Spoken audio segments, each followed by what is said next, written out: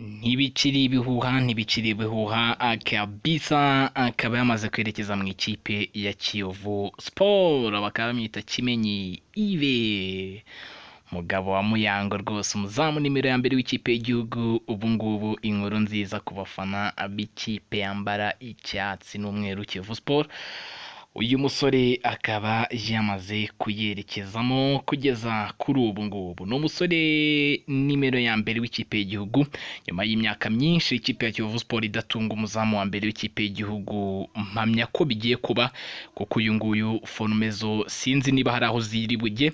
Nyuma y'iminsi aganira n'iyi kipe, tukabigarukaho abantu bati ayo ni ayanyu, uyu ni umuzamu wa Rayon, ariko bidasubirwaho uyu nguyu yamaze kwerekeza mu ikipe ya Kiyovu Sport nyuma y'igihe kitanangana na sezo yari ari mu ikipe ya Rayon Sport.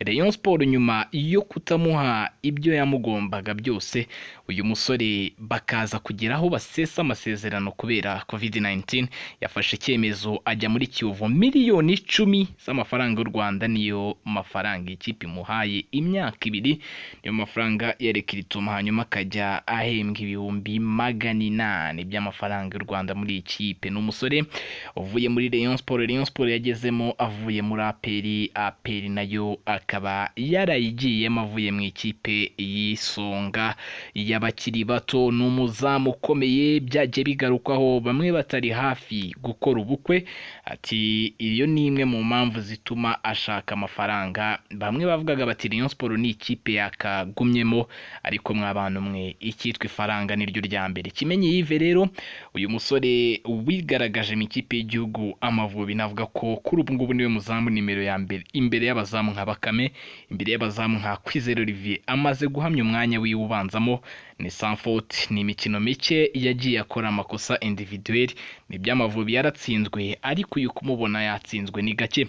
Yatowe nk'umuzamu wa mbere mu Rwanda ubwo Azamu yari ikiri mu Rwanda mu mwaka wa 2018. Uyu musore akaba yaratowe nk'umuzamu wa mbere, agahabwa gan y'umuzamu wa mbere mu Rwanda. Ni Kimenyi Yves, mwe mu bazamu bahagaze neza. Akaba yerekeje ku Mumena rero, ni hagiye gukomereza gahunda ze kuri uyu mugoroba, kuri uyu wa kabiri nibwo yashyize umukono ku masezerano mu ikipe ya Kiyovu Sport. Miliyoni 10 hariya i Nyamirambo rwose. Umusore mu masaha make akubutseyo ashyize umukono ku masezerano yemeranyijwe n'abagabo ba Kiyovu Sport rwose ko agiye kubafatira izamu. Ni Kiyovu rero ikomeje kwiyubaka muri rusange, ikomeje kugenda yubaka izamu ryayo, ndetse n'ikipe nyirizina. N'umukinnyi wa kabiri uvuye muri Kiyovu, uvuye muri Rayon Sport yerekeza muri Kiyovu nyuma ya Eric Irambona. Uyu nguyu ni uwa kabiri, Kimenyi Yves. Wowe ntuve kuri Full Stop, mu kanya turaguha indi nkuru y'umukinnyi nawe uva muri Rayon Sport. Ni Full Stop TV, mwebwe mutajya kure kabisa.